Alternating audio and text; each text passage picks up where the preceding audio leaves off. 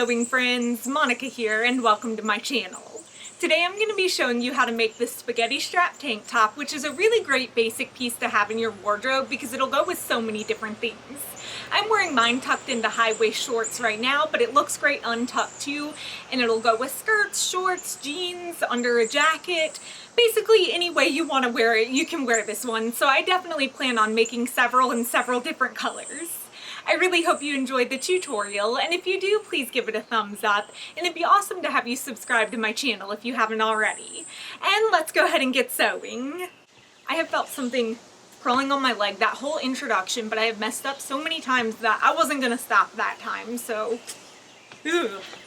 To make this tank top, you're going to need up to a yard of a 4-way stretch knit fabric, and it is really important to use stretch fabric with the way the top is made. Plus, it allows you to get that great, comfortable fit. You'll also need the sewing supplies I have listed in the video's description, so make sure to check that out. Plus, you'll need a fitted spaghetti strap tank top that's shaped similar to mine to use as a template. And by the way, if you're ever wondering what specific supplies I'm using in a video, I usually link all that in the description too. To begin, turn your tank top over so the back side is facing up and fold the straps down out of the way so that you can clearly see the curved shape of the neckline. And if needed, you can pin the straps down to keep them in place. Then fold the tank top in half right down the center, and we'll use this as a guide to cut out our new top. Fold a portion of your fabric over a little wider than your tank top and smooth it out, and make sure that the fabric stretches the most in the direction the arrows are going so that the tank top will be most stretchy going around you once it's done. Lay your tank top onto the fabric so that the folds line up and pin it into place, and begin cutting by following right along the curved shape of the neckline. Then cut right along the curve of the armhole as well.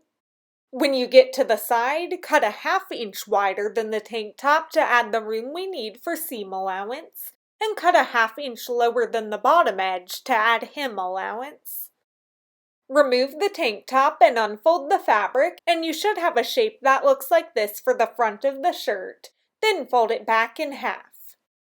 Fold another portion of your fabric over and lay that front piece onto the fabric so that the folds line up, and pin it down.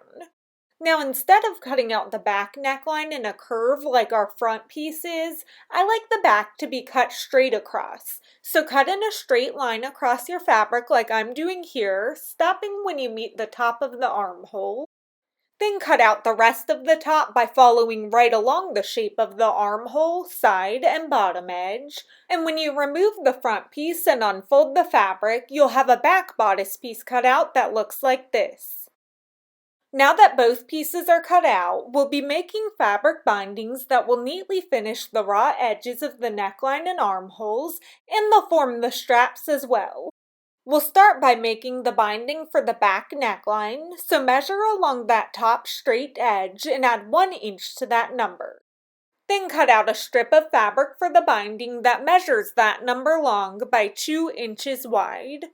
Turn both the bodice and strip of fabric over so the wrong sides are facing up, and lay the strip onto the top edge so there's a little bit hanging past both sides. Pin and sew along the top edge using a 1/2 inch seam allowance for all the seams in this tutorial, and since we're using stretch fabric, use a ballpoint needle and sew all your seams and hems with either a stretch stitch or a zigzag stitch, either of which will allow the seams to stretch without breaking. I always recommend testing a few stretch and zigzag stitches on a scrap seam of your fabric to see what works best for your fabric type, because sometimes one stitch may sew better and smoother than another. A zigzag stitch worked well on my fabric, so that's what I use for all my seams in this tutorial. When you finish sewing, trim the seam allowance down to about a 1/4 inch. Then flip the fabric over so the correct side of the bodice is facing up, and bring that strip around so it sits above the tank top. Hold the seam allowance in place so it sits on top of the strip. Then fold the top edge of the strip down about a 1/2 inch so it meets the edge of the seam allowance like so. Fold it down one more time so it covers up the seam allowance and stitches completely, and pin it into place.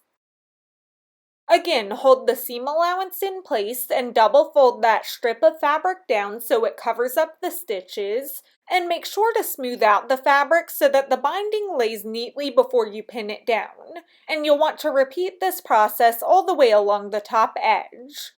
When the whole binding is pinned down, sew close to this bottom folded edge to secure it, again using a stretch or a zigzag stitch. And this time I actually decided to use a more decorative looking stretch stitch to add a nice detail, since these stitches will be visible on the final shirt. After sewing the bindings down, I like to iron them so everything lays neatly.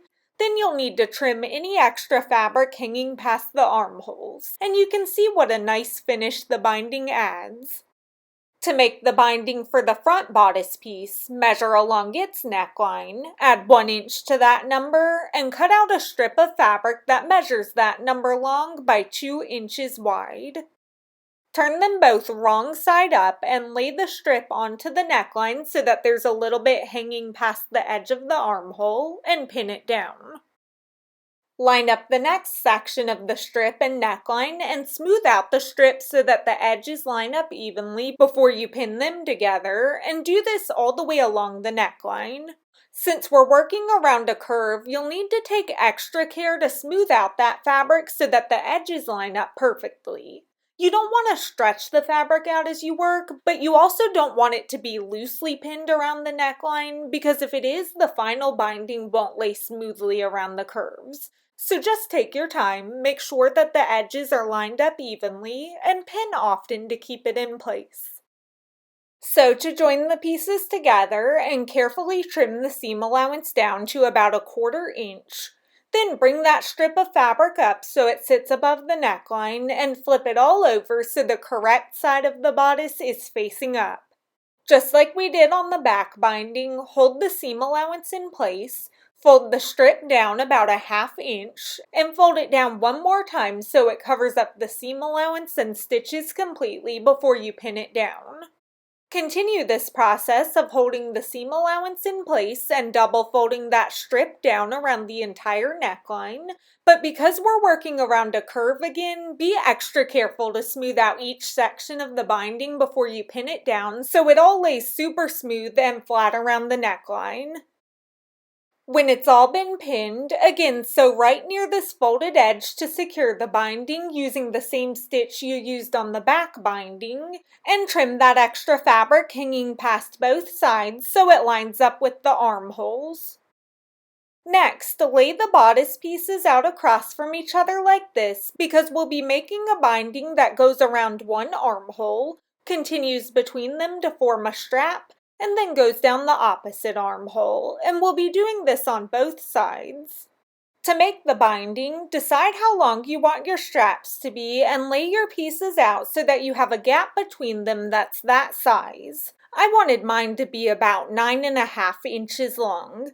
Then measure up one armhole, across that gap, and down the opposite armhole, and add 1 inch to that number, and cut out 2 strips for the bindings that measure that number long by 2 inches wide. Turn all the pieces over so the wrong sides are facing up, and I've zoomed in closer to work on one side of the tank top first. Lay your strip onto the bottom of one of the armholes so that a little bit hangs past the side of the tank top, and pin it down all the way along the armhole. And again, make sure to smooth out the fabric so that the edges line up perfectly around the curve. When you get to the top of the armhole, measure out the size you want the strap to be, and then pin the rest of the strip down the opposite armhole. Sew along those pinned portions to attach the strip, then trim the seam allowances down to about 1/4 inch along both armholes, leaving the strap untrimmed. Flip the top over so the correct side is facing up, and repeat that same process of holding the seam allowance in place, double folding the binding, and pinning it down all the way up the armhole. And again, make sure to smooth out the fabric as you go so it lays neatly. When you get to the strap portion, fold the bottom edge of the fabric up about 1/2 inch, Fold the top edge down about a 1/2 inch, and then fold it down one more time so that the edges meet and you can pin them together.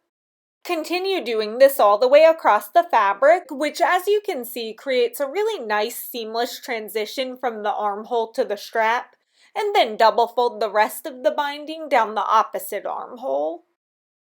Sew across the binding to secure it all, starting by sewing up one armhole, continuing all the way across the strap, and finishing down the opposite armhole so that everything is neatly finished.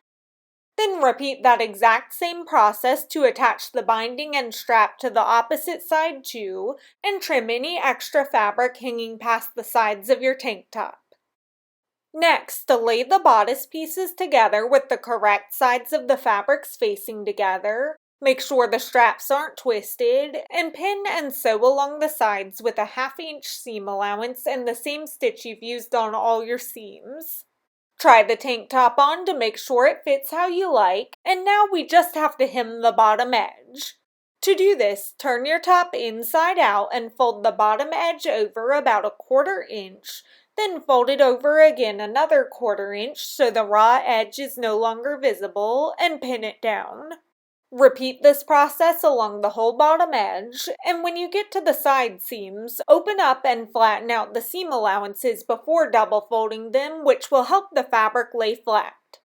Then when you get it all pinned down, sew to secure the hem using the same stitch you used on the outside of your bindings, and now you have a fun new tank top to wear. Thank you for watching, happy sewing, and I really hope you're all staying healthy. We have, wait, I don't know what I was gonna say. I think a bug just bit me. You had to make this, it's a super loud bird. And let's go ahead and get sewing. And I just hit myself in the face. And there goes thunder too, so I better get back inside.